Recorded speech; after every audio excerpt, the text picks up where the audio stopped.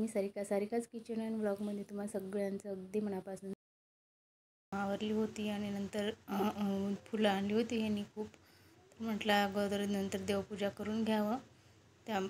चला तर मग अगोदर सगळ्यात अगोदर मी दीप प्रज्वलित करून घेते, कारण देवपूजा करण्याच्या अगोदर दीप प्रज्वलित करून घ्यायचं असतं. त्यामुळे सगळे देव आपण जी पूजा ते करतो ते सगळे देवापर्यंत पोहोचते. ते हे बघा, आता मी पूर्ण देवांना अंघोळ घालून घेतली आणि देव साफ करून त्यांना गंध वगैरे लावून घेतले आणि छानपैकी फुलं आणली होती त्यांनी ताजी. आणि असं देवाला फुलं ते असल्यानं खूप छान वाटतं. आणि उन्हाळ्यामध्ये घरच्या झाडाला अजिबात फुलं येत नव्हती, त्यामुळे मी त्यांना सांगितली होती विकत आणण्यासाठी. आणि छानपैकी अशी फुलं आणली होती त्यांनी, काही गुलाबाची, काही शेवंतीची वगैरे. आणि मस्तपैकी अशी पूजा करून घेते मी आता. छानपैकी पूजा झाली खरंच खूप प्रसन्न वाटतं. आणि माझी सगळं काम आवरली होती आणि मस्त नंतर फ्रेश होऊन मग निवांत अशी पूजा करून घेतली. बघा, खूप छान अशी फुलं दिसत होते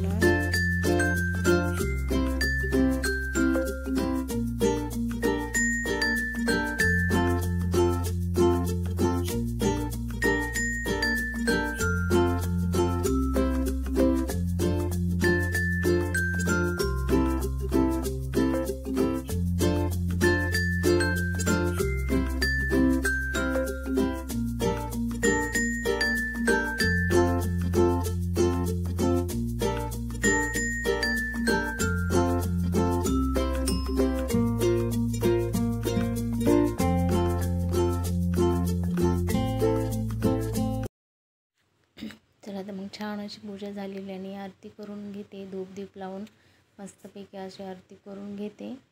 आणि आरती झाल्यानंतर छानपैकी असं मनाला खूप प्रसन्न वाटतं.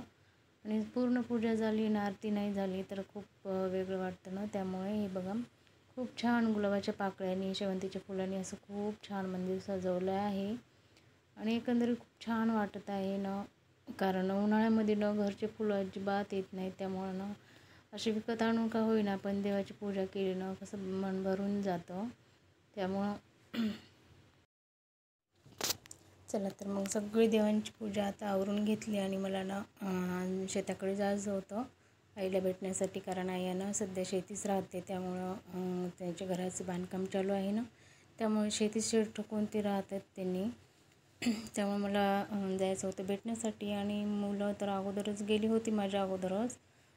त्यामुळं आणि ऊन तर खूप तापल्याने उन्हाळ्याचं अजिबात बाहेर पडा वाटत नाही. त्यामुळं सकाळीच गेली होती मुलं आणि मी नंतर उन्हाचंच गेले होते, कारण नंतर जायचं म्हणलं खूप वेळ लागत होता मग त्यामुळं मी अगोदर उन्हाचंच गेले. हे बघा, पूर्ण असं पत्र्याचं शेड मारून घेतलेलं आहे आणि पूर्ण पसारा असं थोडंफार लावून घेतलेलं आहे आईनी.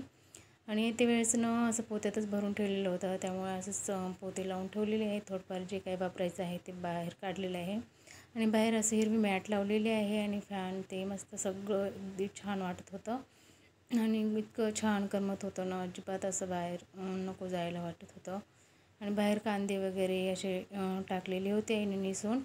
आणि हे बघा, इथं असं पूर्ण लसूण लावून घेतलेला होता. मस्त भेटले, चहा पाणी केला आणि तिथून आले घरला. नंतर घरी येऊन दिवाबत्ती वगैरे केले. नंतर स्वयंपाक बनवून नंतर जेवणं झाली होती सगळ्यांची. मी ते काही शूट केलेलं नाही. आणि सगळे असं जेवण करून झोपले होते आणि मी एकटीच होते जागी. कारण मला डोक्याला हेअर डाय लावायची होती आणि मेहंदी वगैरे काही लावली नाही, कारण मेहंदी भिजवायला त्याला वेळच थोडा नव्हता मला. त्यामुळे म्हटलं चला झटकीपट अशी हेअर डाय लावून घ्यावी. आणि सगळे मुलं वगैरे झोपली होती त्यामुळे मी एकटी जागी होते आणि लावून ठेवली होती TV आणि बसले होते मस्तपैकी निवांतमध्ये. आता हेअर डाय लावा म्हटलं चला, कारण आता मामाच्या मुलीचं लग्न होतं आणि मावस भावाला दिलं होतं आणि ते पण गावातच आहेत माझ्या मावशी वगैरे. त्यामुळं इथंच मुलांकडेच होतं लग्न. ते सगळे पाहुणे मंडळी सगळी इकडेच येणार होते माझ्याजवळचे पूर्ण सगळे पाहुणे वगैरे येणार होते. त्यामुळं खूप आता गोंधळ होत होता, कारण सगळे पाहुणे ते इथेच येणार होते. त्यामुळं आईचं घरी येत होते, पण आई सध्या शेतात आहे त्यामुळं सगळे माझ्याच घरी येणार होते. त्यामुळं म्हटलं चला अगोदर आपलं थोडंफार आवरून घ्यावं, उद्या काय वेळ भेटत नाही. त्यामुळे म्हटलं चला थोडंफार लावून घेऊ. आणि चेहऱ्यावर ते एवढी वांग येते ना, तर उन्हामुळे जास्तच होते, तेव्हा बघण्याचा तर काही विषयच नाही चेहऱ्याला. म्हटलं चला केसांना तरी लावून घ्यावं थोडंफार. म्हणून बसली होती मस्त टी व्ही बघत. तुम्हाला वाटत असेल वरती काय बघते, पण टी व्ही बघत बघत बसते मी. आणि छान एका प्लॅस्टिकच्या बाउलमध्ये ना दोन्ही पॅकेट मिक्स करून घेते अगोदर, आणि ते मिक्स झाल्यानंतर लावून घेते. चला तर मग गावाकडील लग्न म्हणलं ना, खरंच खूप मजा येते. आणि गावाकडे सगळे सोयरे पाहुणे वगैरे सगळ्यांच्या गाठीभेटी होतात. खरंच इतकं छान वाटतं ना. आणि गावामध्ये ना असं पूर्ण जे एकदम सगळ्या गावांना चूलबंद होताना असतं ना, सगळ्यांना जेवायला असतं. त्यामुळे स्वयंपाकाला तर त्या दिवशी सुट्टीच असते. सकाळी नाश्ता वगैरे करून घ्यायचा आणि मस्तपैकी लग्न लावून नंतर जेवायला लगेच राहतं. सगळ्यांनी पाहुणे मंडळी झाले की पूर्ण गावातल्यांना जेवायला बोलवतात. त्यामुळे प्रत्येक कोणाचंही लग्न असू दे, भाऊकीचं वगैरे, सगळ्यांना चूलबंद असतं होताना सगळीकडं निमंत्रण. त्यामुळे आम्हाला हे सगळं मावशीचंच होतं, त्यामुळे मला तर होतंच अगोदर मूल वगैरे.